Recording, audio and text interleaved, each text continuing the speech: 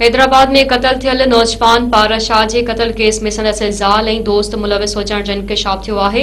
Sanghar police जवाबदार इसरार शाह खे गिरफ़्तार करे वरितो। हैदराबाद में कुछ महीना अॻु बेदर्दी सां भिटाई नगर में क़त्ल थी वियल पारस शाह जे केस में मुख्य जवाबदार खे सांगड़ पुलिस गिरफ़्तार करे वरितो। पुलिस मूजिब गिरफ़्तार थियल जवाबदार इसरार शाह ॾोह जो एतराफ़ पिणु कयो आहे। एसएसपी सांगड़ बशीर प्रोही प्रेस कॉन्फ्रेंस करे चयो आहे त हैदराबाद में बेदर्दी सां क़त्ल थी वियल पारस शाह जे कातिल खे गिरफ़्तार कयो वियो आहे। अंज त हैदराबाद पुलिस पारस शाह जे केस में तफ़्तीश कंदे क़त्ल खे हादसाती मौत करार ॾिनो हो, जॾहिं त केस जी जाच लाइ 3 भेरा दरख़्वास्त आई त आईजी सिंध पारां एसएसपी सांगड़ बशीर अहमद प्रोही खे जाच लाइ केस सुप्रीत कयो वियो।